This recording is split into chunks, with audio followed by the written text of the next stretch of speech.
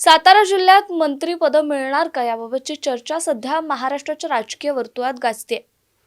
राष्ट्रवादी काँग्रेसचे नेते आणि उपमुख्यमंत्री असलेले अजित पवार यांनी आज यशवंतराव चव्हाण यांच्या समाधीस्थळी अभिवादन करताना साताऱ्याला मंत्रिपद देण्याचा शब्द जाहीरपणे दिलाय। त्यांच्या या घोषणेनं सातारकरांच्या अपेक्षा अधिक उंचावल्यात। मंत्रिपदाचा दावा कोण मजबूत करणार आणि जिल्ह्यातील कोणता नेता निवडला जाणार याबाबतची माहिती आपण आजच्या व्हिडिओच्या माध्यमातून घेऊया।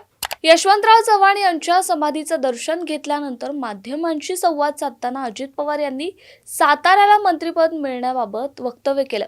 हो, साताऱ्याला मंत्रिपद आहे या 3 शब्दांनी सातारकरांना त्यांनी गोड बातमी दिली। राष्ट्रवादी काँग्रेसच्या बाजूने साताऱ्यातून मंत्रिपद मिळणार असल्याचं त्यांनी ठामपणे यावेळी सांगितलं। सध्या साताऱ्याची राजकीय परिस्थिती पाहिली तर सातारा जिल्ह्यात राष्ट्रवादी काँग्रेसचे 2 आमदार निवडून आलेले आहेत। एक आहेत मकरंद आबा पाटील जे वाई विधानसभा मतदारसंघातून निवडून आलेत, तर दुसरे आहेत सचिन पाटील जे फलटण विधानसभा मतदारसंघातून निवडून आलेत। सचिन पाटील हे प्रथमच निवडून आलेले असल्यामुळे मकरंद पाटील यांचं नाव मंत्रिपदासाठी आघाडीवर आहे। मागील सरकारमध्ये मकरंद पाटील यांना मंत्रिमंडळात संधी मिळेल अशी अपेक्षा होती, मात्र शेवटपर्यंत मंत्रिमंडळाचा विस्तार झाला नाही आणि त्यामुळे त्यांना संधी मिळाली नाही।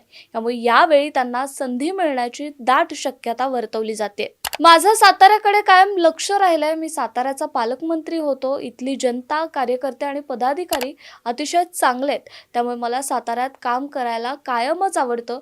मी ज्या वेळी अर्थमंत्री म्हणून काम केलंय त्यावेळी साताऱ्याला निधी देण्याबाबत झुकतं माप दिलेलं आहे। साताऱ्याला झुकतं माप देण्याचं काम कालही केलंय आणि नेहमीच करत राहील, आजही करतोय आणि उद्याही करत राहणार आहेत असं यावेळी अजित पवार यांनी स्पष्टपणे सांगितलं। त्यासोबतच मंत्रिपदाचे संकेत देखील त्यांनी दिलेत। अजित पवारांनी स्पष्ट केलं की मंत्रिपदाचा अंतिम निर्णय अद्याप घेतलेला नाहीये, पण राष्ट्रवादी काँग्रेस पक्षातील सर्व आमदार आणि नेते मंडळींच्या चर्चेनंतरच हे ठरवलं जाणार आहे। तसंच भाजप आणि शिवसेना आपल्या नेत्यांमध्ये चर्चा करून आपले मंत्री ठरवतील, मात्र राष्ट्रवादीकडून साताऱ्यातील एका आमदाराला संधी मिळेल याचीही त्यांनी हमी दिली आहे। मकरंद पाटील यांना यावेळी मंत्रिपदाची संधी मिळेल अशी चर्चा जिल्ह्यात सुरू झाली आहे। साताऱ्यातून बाळासाहेब पाटील यांना महाविकास आघाडी सरकारच्या काळात सहकार मंत्री म्हणून काम करण्याची संधी मिळाली होती, त्यामुळे आता मकरंद पाटील यांचं नाव आघाडीवर असल्याचं मानलं जात आहे। अजित पवारांच्या या घोषणेने साताऱ्यात राजकीय हालचालींना वेग आलाय।